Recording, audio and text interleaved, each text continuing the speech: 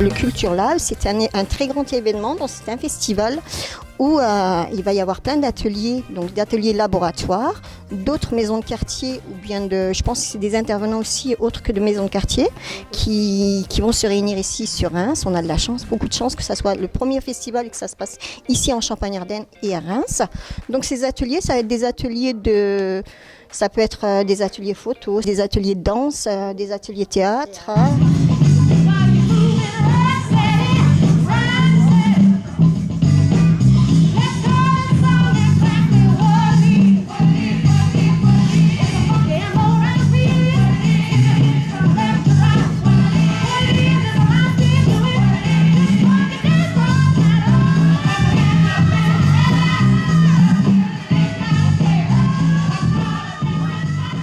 Pouvez-vous vous présenter et présenter ce que vous faites ?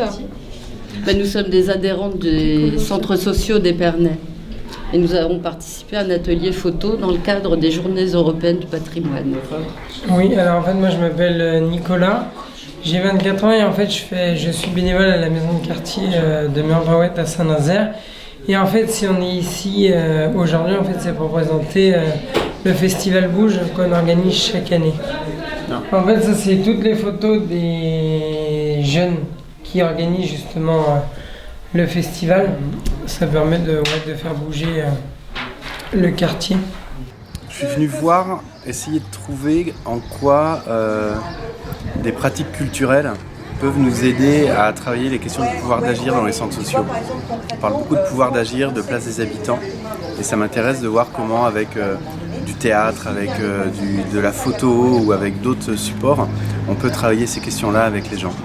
Bonjour, je m'appelle Timothée Trompezance et je travaille pour un centre social qui est situé sur la commune de Rouen, qui a la particularité de travailler avec les gens du voyage exclusivement. C'est une exposition donc, en fait, qui consiste en des portraits sonores, on a appelé ça comme ça. Donc, c'est des personnes qu'on a enregistrées avec un enregistreur radio. Donc c'est principalement l'outil radio qu'on a utilisé et puis on a fait de la photographie pour illustrer aussi en images et on y a pensé parce que on est perpétuellement invité par des institutions, par des écoles de formation, de travail social, etc. à parler sur les gens du voyage sans qu'ils soient présents. Et en fait on a voulu penser à un outil qui permettrait en fait aux personnes sans être forcément présentes physiquement avec nous de quand même pouvoir s'exprimer et on a retenu des thèmes pour leur donner la parole, soit qui sont sujets de discrimination sociale, soit des thèmes qui sont l'objet de représentation de la part de nous tous sur l'insertion économique et sociale, sur la vie du voyage ou encore plein d'autres sujets.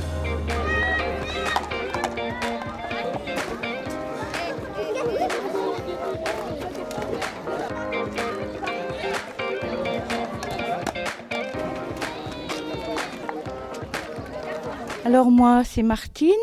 Je fais partie de la maison de quartier de Pasteur au niveau de Dunkerque. Et le directeur nous a proposé de faire ce projet. Donc dans le projet, il y avait les photos des personnes en fonction avec le métier qu'ils voulaient faire. Comme par exemple, moi je voulais être clown, donc on a fait une photo de clown. Et il y a d'autres personnes qui voulaient être secrétaires, soudeurs, tout. Bonjour, je m'appelle Eri. Je suis dans la maison quartier Pasteur et je participe au projet soudure, comme vous voyez là, et je participe aussi à travailler sur le portrait. Ce qu'il faut dire aussi, c'est que c'est Eri qui a eu l'idée du poulpe. Il fallait choisir un thème. On a fait un traçage au sol et en regardant sur le sol et c'est par là qu'on a fait des petits schémas de construire le poulpe. Bonjour, pouvez-vous vous présenter ? Anne de Dunkerque. Thérèse de Dunkerque.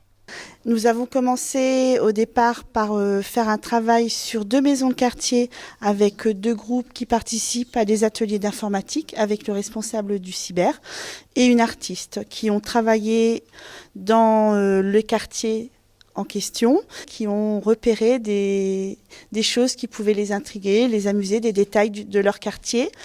Ensuite, ils les ont travaillé sur informatique. donc retravailler les images. Et ensuite, ils les ont retravaillées avec l'artiste en refaisant des retouches au niveau peinture, dessin, différentes techniques de dessin. Et la 4e étape, nous avons sur Dunkerque, sur les maisons de quartier, des petits déjeuners poétiques. Et donc les habitants qui se regroupent pour faire ces petits déjeuners poétiques sont allés prendre les photos qui ont été faites lors des ateliers pour écrire des textes par rapport aux photos qui les inspiraient.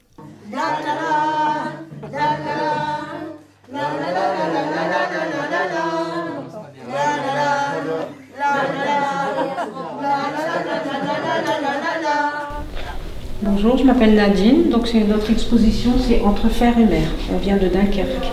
Avec la maison de quartier justement Pasteur, on a eu une proposition de faire quelque chose venant des habitants par l'intermédiaire justement de la culture, un projet qu'ils étaient prêts à financer. Donc on a dû se concerter pour savoir qui voulait participer et qu'est-ce qu'on pouvait faire. Donc en quoi consiste cette œuvre ? Ici, déjà pour les photos, c'est notre histoire à nous personnelle. Donc c'est l'endroit où on a connu que c'est notre endroit sûr de Dunkerque qui nous tient à cœur. On a chacun partagé quelque chose d'émouvant, une rencontre, des souvenirs entre nous.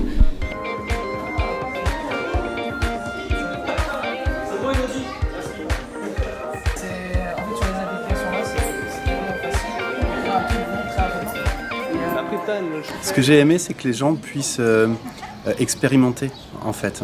La photo, on n'a pas fait qu'un cours de photo, les gens sont partis faire du reportage. Là, la vidéo, vous êtes en train d'en faire aussi. Et il y a eu plusieurs ateliers comme ça où les gens essayent de faire les choses, on ne fait pas qu'en parler. Et c'est ça que je trouve riche. De participer à Culture Lab, en fait, ça permet déjà de rencontrer d'autres gens, en fait, d'autres maisons de quartier qui eux aussi organisent des festivals. Moi, je trouve que ça a été enrichissant parce qu'en plus de ça, on a participé à des labos. Et celui que j'ai participé hier, c'était bien parce qu'on a dû inventer un jeu. Donc, je trouve qu'on a eu de l'enrichissement quand même. C'est la première fois que je viens ici à Reims et c'est une bonne découverte. Et j'ai aimé de découvrir la cathédrale de Reims. Comment améliorer Culture Lab ? En venant à Dunkerque. À chaud, c'est très compliqué de répondre à cette question. On peut peut-être se poser la question de savoir si tout le monde est obligé d'être sur un rythme aussi intense. On n'a pas forcément le temps en tant que contributeur d'aller correctement visiter les œuvres des autres centres sociaux, d'aller échanger, mais peut-être davantage d'espace où on puisse souffler un petit peu et puis prendre le temps de connaître les autres centres sociaux et leurs projets. Et puis éventuellement une proposition serait pour les différents labos, donc les ateliers qui sont organisés, de communiquer davantage sur les labos qui relèvent d'une pratique, réaliser un reportage par exemple, et puis les labos qui sont plutôt axés sur un débat. Parce que tous les participants ne cherchent pas la même chose. Il y en a qui veulent simplement débattre sur un thème et d'autres qui veulent pratiquer une activité. Et résultat, il y a eu des incompréhensions qui sont apparues pendant les labos, donc ce serait intéressant de le clarifier un petit peu. Le souci, c'est quand on participe à un atelier de réflexion, bien évidemment, on ne peut pas assister à ce qui se passe ailleurs. Et on n'a pas de retour, on ne sait pas ce qui se passe ailleurs. Ça serait bien d'avoir peut-être soit des petits clichés, soit des petites vidéos montrant ce qui se passe dans les autres ateliers. Merci à vous pour votre accueil. C'est vraiment 4 jours, les 3 premiers jours en tout cas, formidables. C'est vraiment, on découvre plein de personnes, plein de projets, c'est vraiment super.